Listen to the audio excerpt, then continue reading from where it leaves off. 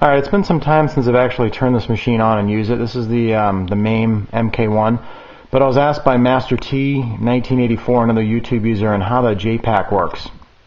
So I'm going to show you guys how it works real quick and how it's hooked up. It's been a long time since I hooked this up, so I don't remember all the incidental items and how it's hooked up, but I'll show you the way I have it hooked up, and hopefully that will help him. I've got to use a flashlight here because it's kind of dark in here.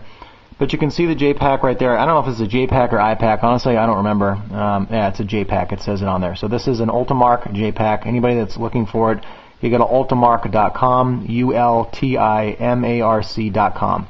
And this is the J-Pac. And what this does is this just basically allows you to take an arcade cabinet and plug in the edge connector or the JAMA connector. As you can see right there, the black piece with the piece of tape, the blue painter's tape. I'm going to see if I can hold this and the camera at the same time so you guys can see it. It's kind of difficult to do with this friggin' flashlight, but there you go. You can kind of see right here. So here's the edge connector, what I have my finger on right there, and it's got a piece of tape on it. Then it's got 3 or 4 different ports on it. This one here plugs into the monitor. That's got your red, green, blue, black sync, so your picture shows up on your monitor.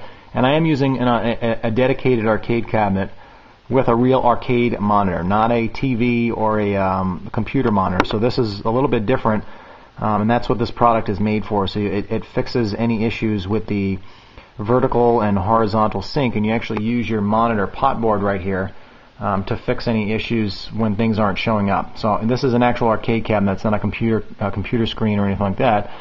So when I turn it on, I use these little knobs right here like you would on your standard arcade cabinet to fix any of the visual issues.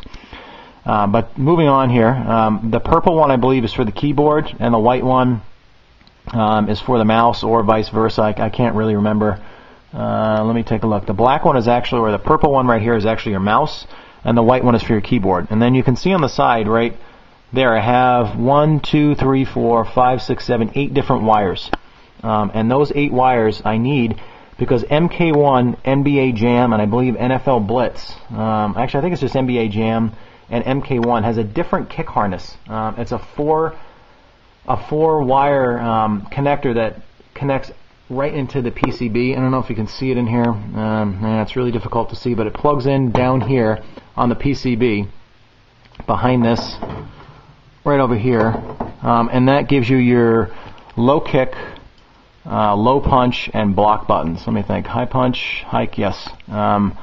So you need to put those in there to get the additional buttons like I have. I have, a total of 7 buttons per, 8 buttons per player. I got, the start button, high punch, block, high kick, low punch, another block, another low kick, and run for all the different games. So I wanted to be able to play Killer Instinct here, and then MK3 and UMK3 with the run button in its proper location.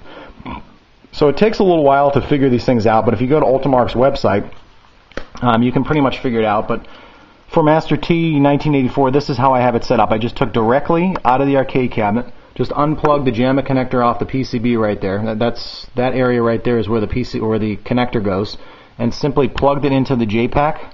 And most of the buttons just do it themselves. This one here, you need a little connector, as you can see, that goes in between. It's a, I think it's a female to female or a male to male. It's a gender changer because this connector that comes with the Ultimark product does not actually go in to the J-Pac. Let me see if I can tell you which one it is so you don't have to waste your time. I'm pretty sure it's a female-female, so it accepts the pins on both sides. That yellow piece right there that goes in between. And then you got your mouse here, and that controls obviously the mouse for the computer. There's my computer back there, and that way you need one with the DVD-ROM so you can upload all the ROMs, or you can do it wirelessly and suck up all the ROMs off the internet, but that takes forever. And then this white one here, or the gray colored one, is for your keyboard. And then, like I said, all these individual buttons here are for 1 and 2 players, buttons 4, 5, 6, 7, 8, or 4, 5, 6, 7. It depends, what your button configuration is up on your control panel, but that's pretty much it. It's not that hard. You do have to, do a little bit of trial and error on it. I could show you what it looks like under here. All the buttons under there are the original ones from the original MK1 harness. It's kind of difficult to see under here, but you can see where right this is the extra wires added right there.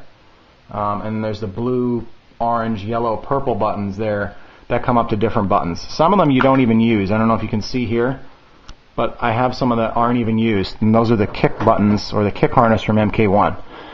So I hope that helps you. I'm sorry it's taken me so long to do this, but I've had a lot of friends at the house and been busy with work, but I believe his project is exactly the same as mine in MK1, which is nice because you have that side panel that removes and you can access the computer and all the controls right there without having to flip the cabinet around or create some kind of opening in the back for you to sneak by to get in there. But hope that helps. If you have any questions, let me know. But once again, you take directly the JAMA connector off the PCB that's currently in the cabinet, plug it directly into the J-Pac, plug in the keyboard, the mouse, and the monitor hookup, and you're pretty much ready to go. For the most part, you can access just about all the games. You just won't have all the buttons until you hook up the individual wires on that.